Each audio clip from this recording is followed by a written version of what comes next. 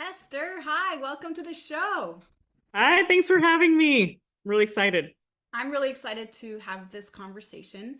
And what's super interesting, when we connected initially offline, we started talking about this word alignment. And I think this is so important and so relative.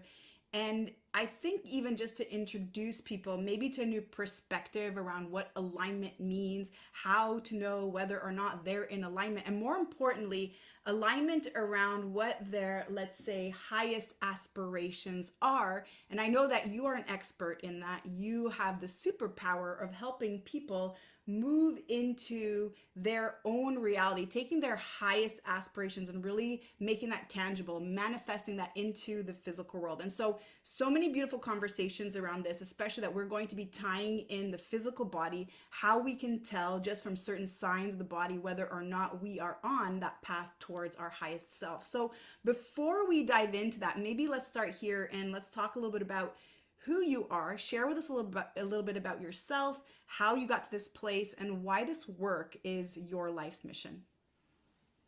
Yeah, no, and yeah, I mean, this is definitely my life mission. Like, I think as you mentioned, like my superpower is really that I can help unpack what your highest aspirations, your purpose is, then map it out, keep it going. So basically take something abstract and make it really tangible into every day so you can actually do it, right? We all have these dreams, these ideas that we had since childhood, but not many of us actually put it into fruition, right? Make it actually happen. I think I read a statistic. It's like 92% of us give up on our dreams and only 8% of us actually go after it. So for me, that is what drives me. And that's the thing that I'm here to do is like change that, flip that, because I honestly believe that if we are working in alignment, going after our highest aspirations, really making that tangible, and then at the same time in that process, having that alignment, there'd be less crime, there'd be less violence, there'd be less depression, all those things that we're seeing right now really heavy in the world. I really believe if we can change that, we would see much less of that. Right. So I think you mentioned what was a little bit about me, right? So my story, I'm going to try to do a condensed version. I was born actually in Nicaragua, and it's in, for people who don't know, it's in Central America. It's a little country. And actually when I was 2 years old, when I was a toddler, I was only given 3 weeks to live.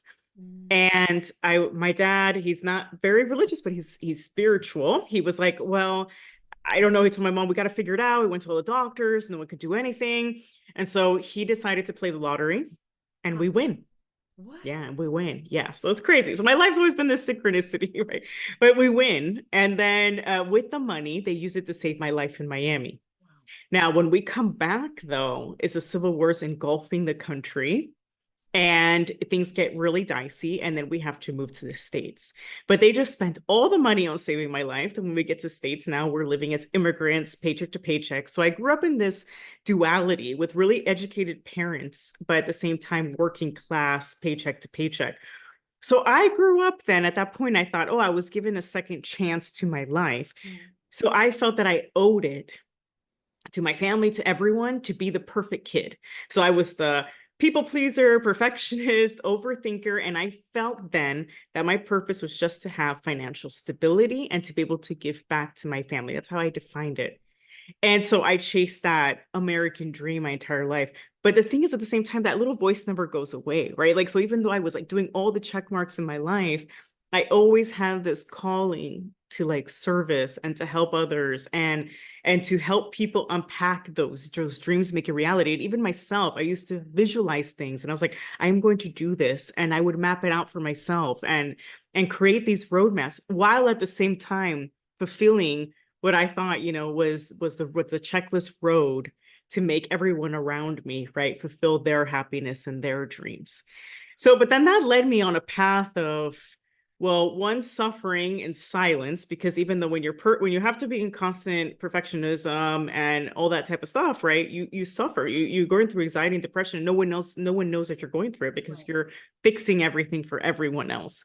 And so I did suffer a lot in silence. And it wasn't until my book actually that I shared that, I tried to even take my own life when I Mm. was 16, and my family didn't learn about it until the book really about what happened that night. But it was because I never wanted to be a burden to anyone. So I grew up with this thing like I had to be this perfect, had to hold it together, and I couldn't be this like burden or bring that and showcase that out, right? So I went to all the top schools, I did all the things, and every time like I got an achievement, I was like, wait, what's wrong with me? I should be feeling lightning. I should be feeling amazing. And I didn't ever get that fulfillment. And I used to think something was wrong. I was like, wait, I just graduated from the top universities. Why am I not fulfilled? And then I was told, oh, but when you get a PhD, you're going to feel it. And I was like, I got the PhD, and I'm like, I was more happy that I helped my dad, which is a whole other story. I helped my dad finish his PhD that he couldn't finish. I was more happy about that. And I was more happy about doing all the other things like creating Latino groups and community and all that, but not about my achievement. And then I thought, well, it's because, all the metrics were taught, right? The get married by a certain age, have a certain thing. So I thought, oh, it's because I'm not married yet. So of course, then I get married. And I'm like, that didn't solve it. And then I get into the workforce and I'm like, I have to climb the ladder. I have to get X title. And that's when I had like actually like my breakdown because I reached a title and I was working in a career that had a lot of impact.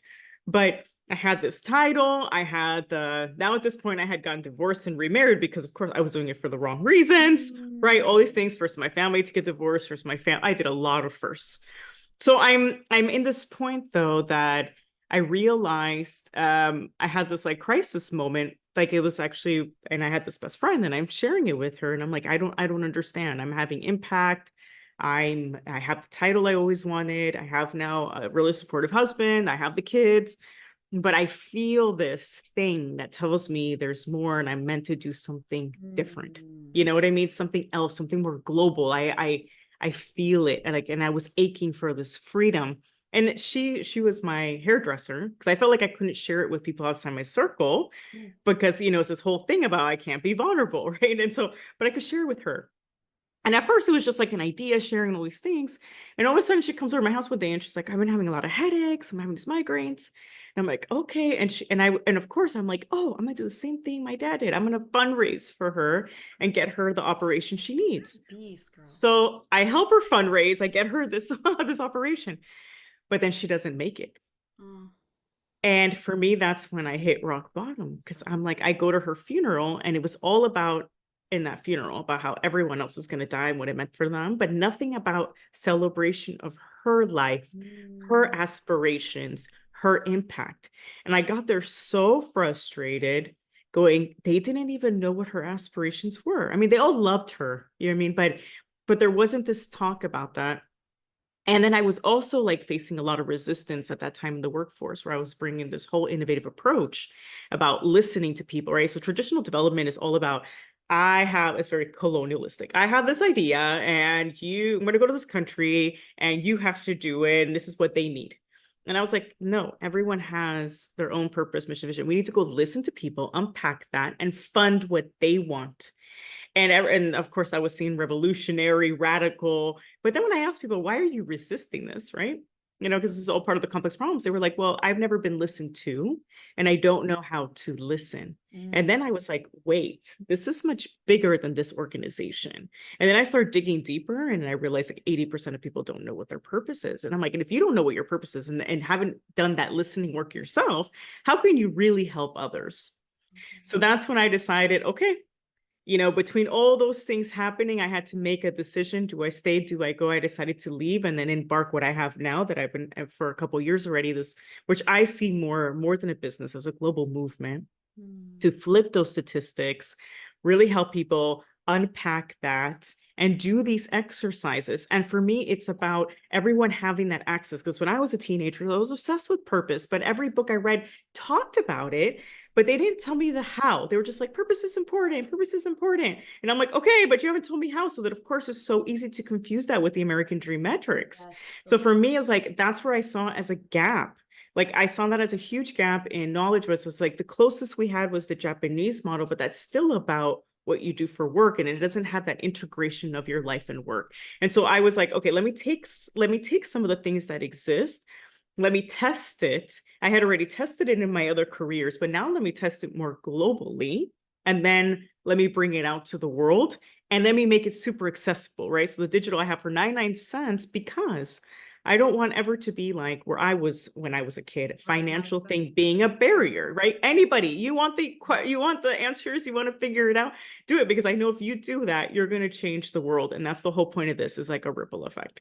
Oh, so good. Oh my goodness. So much to unpack here. First thing I want to say is like, okay, that was the short version of your story. This is awesome. It's like, okay, this is the short version. So I thank you know, for the Cliff short Notes. version. Right, this is the cliff notes of life story. And then so many other things came up for me. So one of the things that you were starting to speak about was your own life journey, and the question popped up in my mind. Okay, but I know the purpose is deeper, because the purpose, Esther, is not just about ourselves. The purpose is always about others. And so I knew I was about to ask you, okay, I know it doesn't stop here. I know it's not just about you and all your achievements and you following all the shoulds, and shoulds of life, which generally are fed to us from the moment we're born, through society, through our parents, through culture, through religion, whatever, through our environment, essentially. I knew that purpose is going to be implanted the moment it has to do with somebody else, because truly we're all here, and these are my personal beliefs, and I have a feeling we may share some of these beliefs, but I believe we all are here on a mission, on a purpose, and the purpose is to serve others. Yes, as a side effect of that, we are lit up, we are going to receive benefits from that. But if every single thing that we do has the intention and motivation to inspire, to support, to help somebody else achieve what it is that they're trying to achieve, to help them end their suffering in some way, whatever that could be, and we all suffer all day long through our thoughts, through our emotions, through our limiting beliefs. But if we're able to be in that space where we can give that to someone else, that is our mission, that is our purpose, and that's really truly something that we all have. And I also find it very interesting, because something you said earlier about the statistics that the majority of people give up on their dreams. Dreams are out in the ether and they're fun, and it's so joyful to be in that place, and it's ecstatic, and you can imagine whatever you want, and really bringing it from, let's say, the metaphysical into the physical world now takes effort, now takes energy, now there's challenges, now there's obstacles, and now there's difficulties. And what's great about the difficulties is that they are put in place for us to learn, for us to improve, for us to really understand how to even make our process better, and to be able to impact people more. So they serve as our learning experience, and they also test us. How badly do you want this? Is this truly your life's mission? Because if you're ready to give up on it so quickly, then it probably isn't. And so there's this process where we go from idea to physical reality, and that transition is a lot of resistance, it's a lot of challenge. And whether we're talking about health and fitness today, or whether we're talking about business, if you have a business idea, whether you're even talking about relationship, it's all beautiful and imagination and la la land. But the moment you start to put things in place and you start to see that turbulence, those challenges, and not actually continue to face your dreams, first of all, I believe it's because we think that the truth, or let's say the physical part of it, should be just as exciting as the imagination part of it. But now that we bring it into the physical world, that's where the energy comes in. That's where the challenge and the testing comes in. And the more we're tested, and the more that we keep showing up, because failure is us deciding that we're not going to try again. It's not the absence of faltering. It's really the idea that we are going to just give up the moment we see that first sign of difficulty. And so this is so beautiful. This is so exciting. And I think you shared that you have a process to really help people find what their alignment is. We're going to talk a little bit about that. But I think first, just to clarify this word, because now I feel in the modern age, we're talking about all these beautiful words. We're in flow, and we're in alignment, and we're on purpose, and all these magic words. So share with me, Esther, what is alignment? What does that even mean, to be in alignment?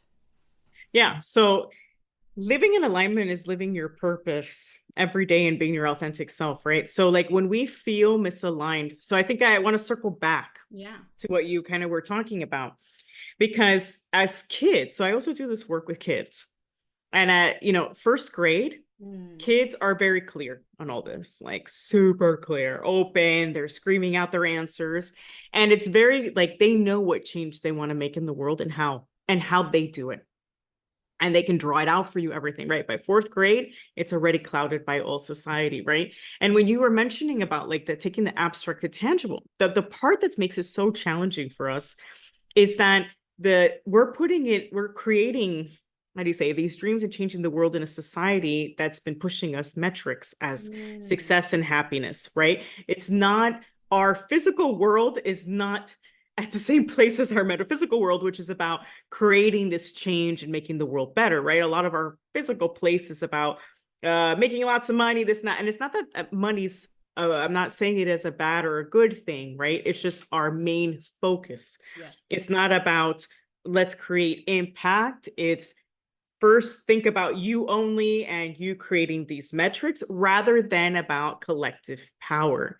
So true. So when our dreams, that's the part where I think it's also like reframing in your mind. You're getting these challenges because your dreams are a step ahead of where we are in the physical world, right? And so we're fighting these systems all the time. And that's the resistance we're getting. So even like in the failure sense, I don't really believe in it because it's an event, right? It may not work yet, but sometimes it's timing. Like I'll give you an example. Like I did a breathwork workshop here in Santo. I spent half my time in Santo Domingo, Dominican Republic and I had to change the marketing 5 times to sell Mm, tickets because at first I was trying to talk about the metaphysical part of it because that comes out in breathwork when you do it for an hour, but it was, people weren't ready for that.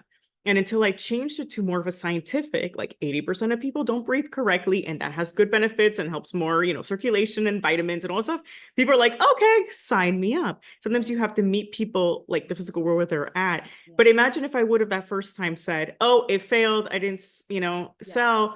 then what? No, sometimes it's about reframing and changing and timing and realizing like where you're at. Like for LA, I'm sure I could like immediately sell lots of tickets, but here it would take a little longer. But it's not about whether or not the breathwork event is a failure. It's about where you are in place and time, location, and all that stuff, right? So I think like a lot of us, like with those challenges that we face in like making our things aspirations, I think it's also reframing Mm, for us. Yeah, it's going to be challenging, but when you can push through, and trailblazing is hard. Sometimes your dreams don't exist yet, and trailblazing is hard. So that, when I talk about trailblazing, people are like, oh, but I'm not an inventor. I'm not this. No, trailblazing means being the first, maybe even in your own circle, to do something different amongst your friends and amongst your family, amongst your coworkers, right? And just that alone, yeah, it's hard because no one else around you is doing it. And that's a lot of the challenges you face. Or maybe you want a different relationship. Like I know like my spouse and I have a very different relationship that's very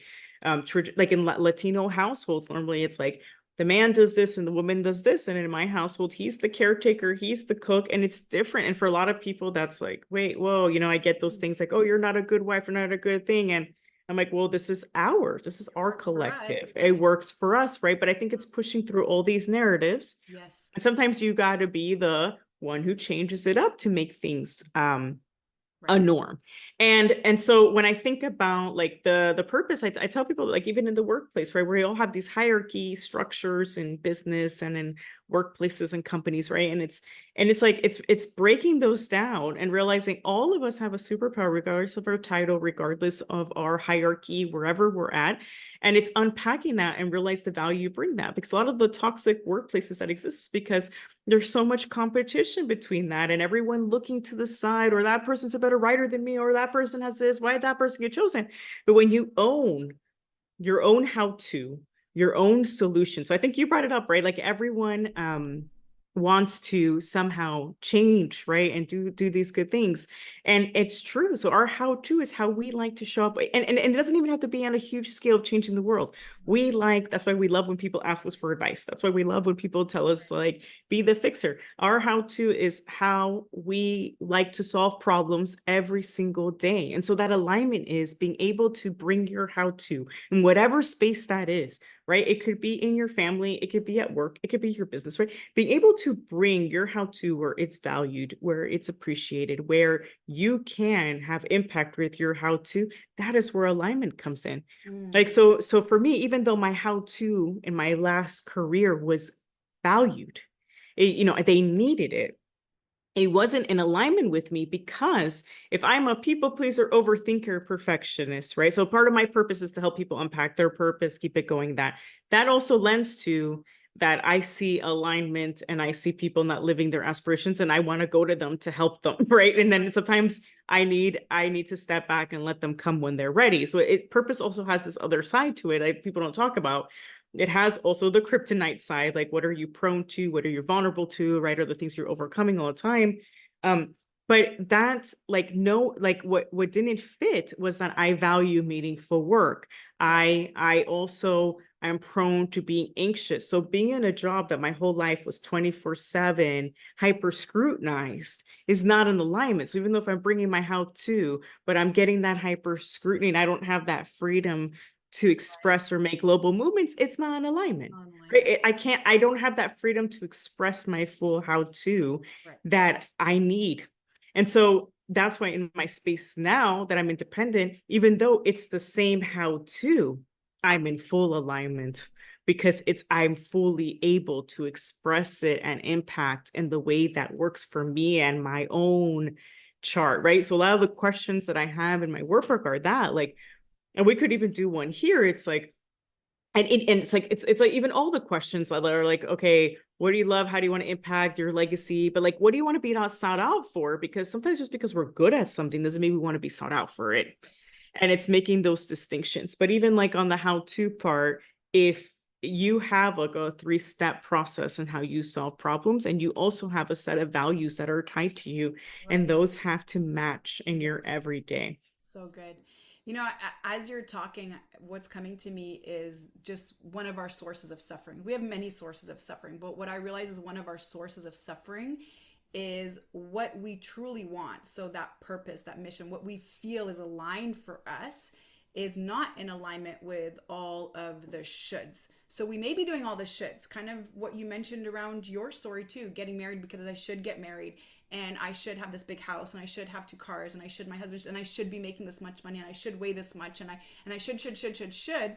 And where I'm at right now, what I'm currently doing is not aligned with that, is not matching that. And so when we're feeling guilt, when there's constant guilt, when there's constant emotions of not enoughness, when there's constant emotions of frustrations, of doubt, a lot of worry and uncertainty, I believe that's our first clue to really know that we're out of alignment, because we feel guilty because we're not doing that thing that we think we're responsible to do for whatever reason that we were supposed to do. I was supposed to become a doctor. I decided to become a dancer instead. And now my parents are disappointed. And I feel so guilty every single time I sit down with them because I should have become a doctor. And I didn't really align myself and my vision, let's say with what my parents wanted or expected of me.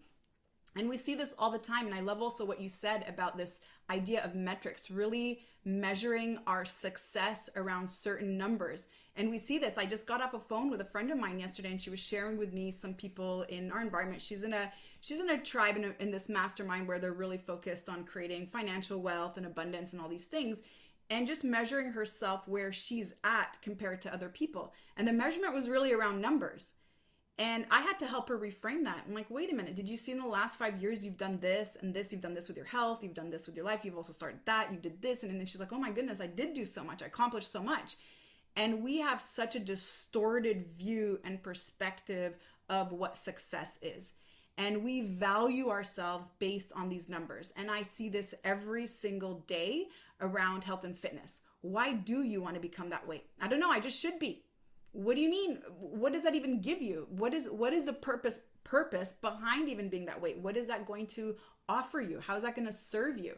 And if we don't really have a reason behind it, we're always going to feel that guilt, that shame. We're going to feel the not enoughness, and then we're going to put our joy on hold until we achieve that thing, thinking that only if I accomplish all these things, only once I have this much money, I've got this house, I'm driving this car, I'm at this weight, I've got this guy, I'm doing this in my life, do I now deserve to be joyful and happy and feel worthy of this existence and to be here? And it's so interesting because that actually has been our program. If you think about the way we've been raised, right? Our parents telling us, once you're this, then you're going to that, and then you're going to be, and then once you're in that, you're going to become that, and then you have to do this, and if you want to make money, you have to do that. So there's all these already pathways that have been set in place for us, and all the shoulds are there, and realizing that when we don't achieve these shoulds, that's now where we start to experience that not enoughness, start to experience that guilt, start to experience that shame and that self-doubt.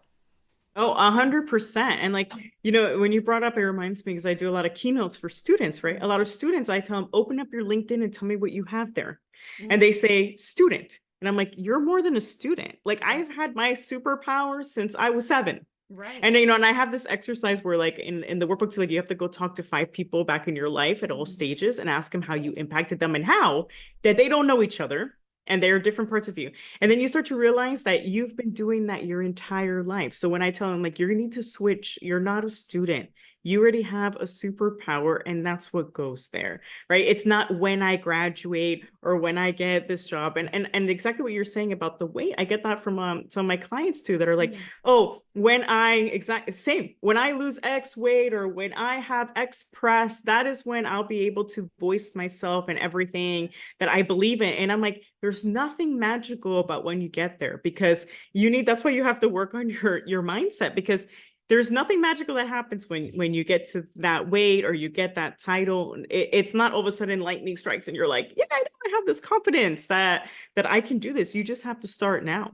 Right. And you have to believe that that your legacy is worth pursuing Right. and not tie it to something because it's also safe to hide behind metrics Yeah. to be like because you don't have to face yourself and face what's holding me back. So a lot of times it's like, well, I have a buffer of 4 years before I have to deal with that.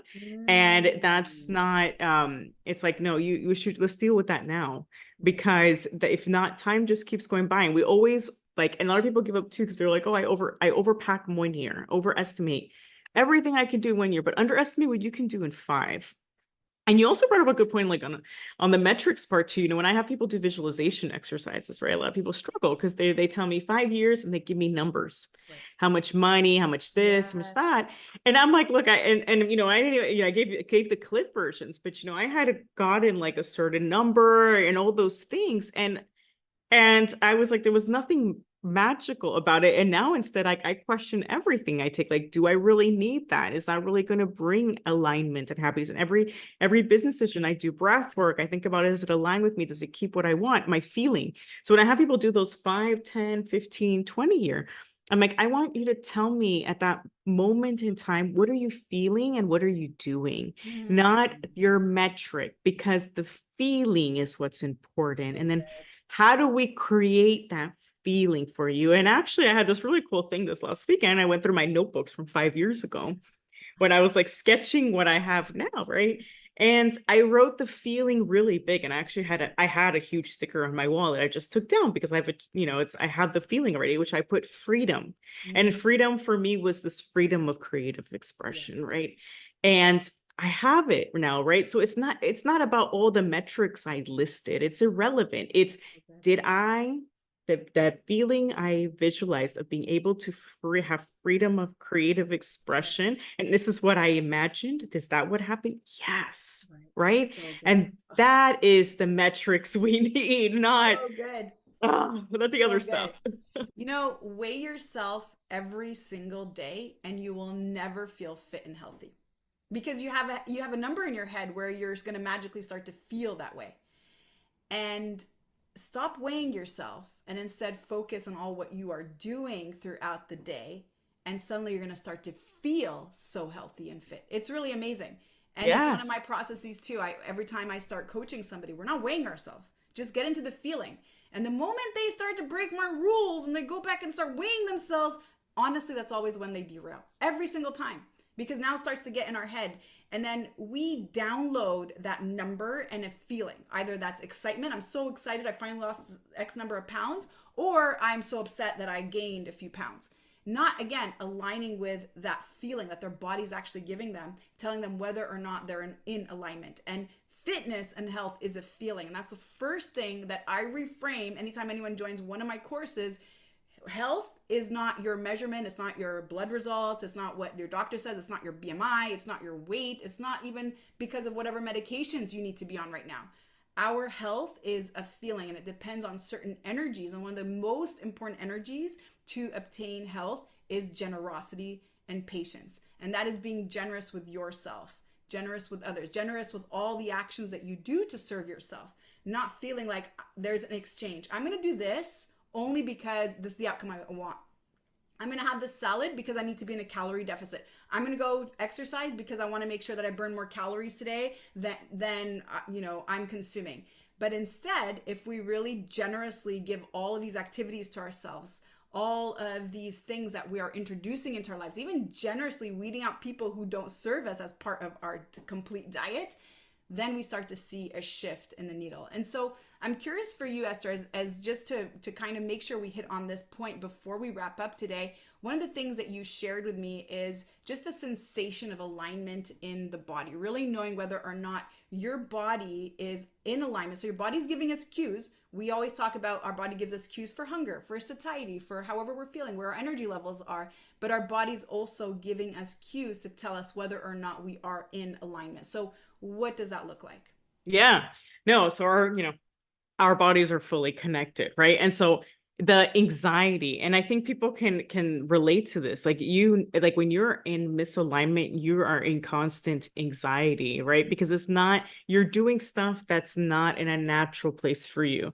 Like if you can't you can't show up with your problem solving and your how to every day, right? You're being silenced, you're not being heard, right? That's like staying in your body, right? In your chakra, whatever you believe in, right? If it's anxiety or chakra, whatever, but it's there and it's like stuck. So you start to feel that and you have that overthinking at night, the rumination. Like there's a lot of my clients, it's like I can't turn off my mind at night Mm. because it's like it's to not think about that anxiety, right? What do? We start overwhelming ourselves with work.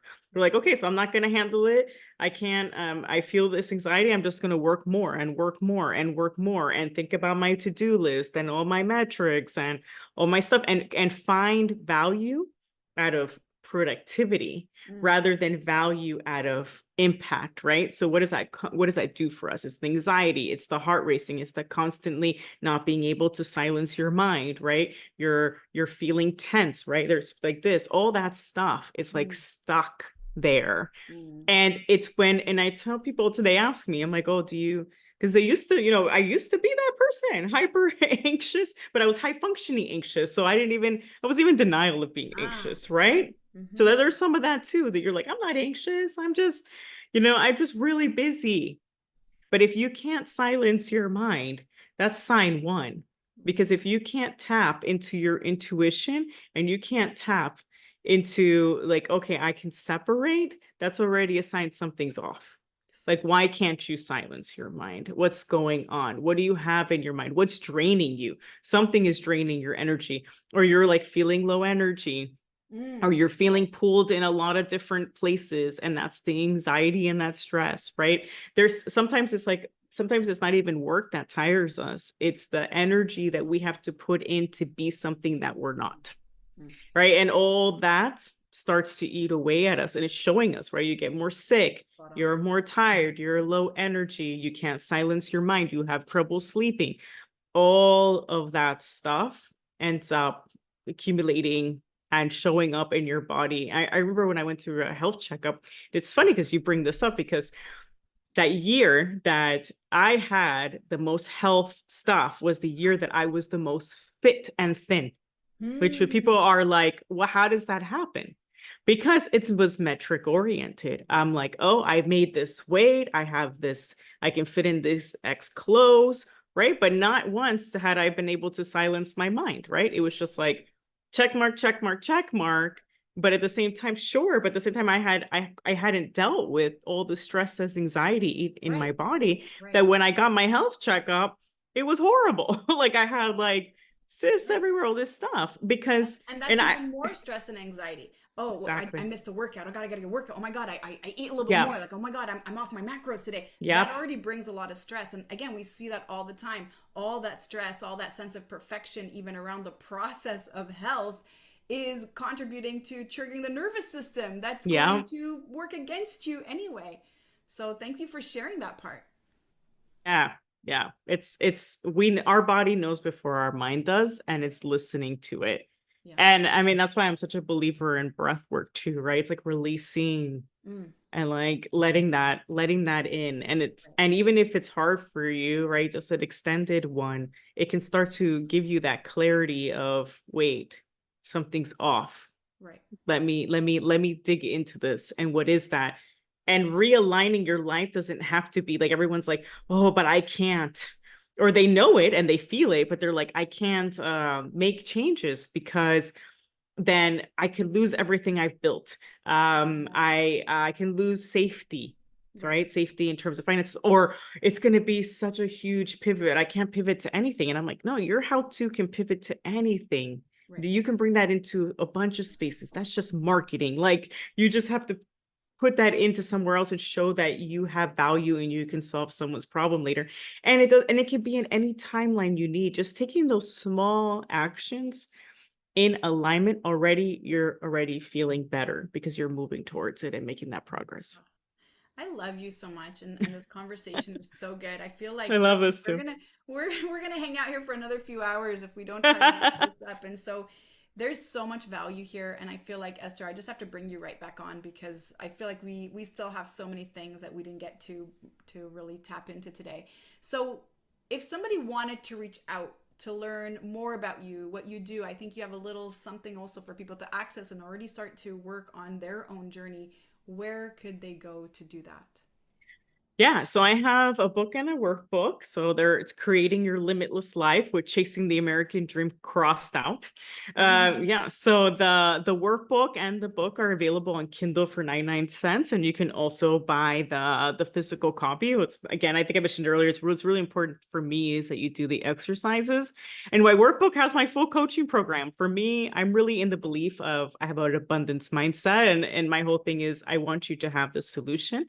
And I'm here to champion you. I think a lot of people don't have champions, don't have positive circles around them, right? Like we were Mm, just talking about that, Thanksgiving, Christmas, what happens when we go home? People ask us about our weight, yes. about our partners, or about our promotions. And I'm all about, you know what? I'm going to ask you about your highest aspirations and how can we help you and how can we support you, exactly. So that's my that's the change in narrative. So if you need support, you don't have a champion, I'm on Instagram. So be yourself, act, take action, change the world. So be, act, change. And it's like my husband and I are on that account, as we're both in this together. And then I have a website, the same, beactchange.com, and I'm on LinkedIn as well. But definitely connect, download the workbook, do the exercise. You can do that by yourself. You can do that with your partner. You could do that with your kids. If you have kids, you could do that with your parents. You could do that as a team. It's one of those things that's any age, anytime, and it helps you just do that appreciative inquiry to really get to know yourself and find that alignment and that happiness and joy so we can make the world a better place. Oh, so good. I love this conversation. Thanks so much for your time today. This is definitely one of my favorites. Hey, thank you. Thank you so much. Thanks, listeners.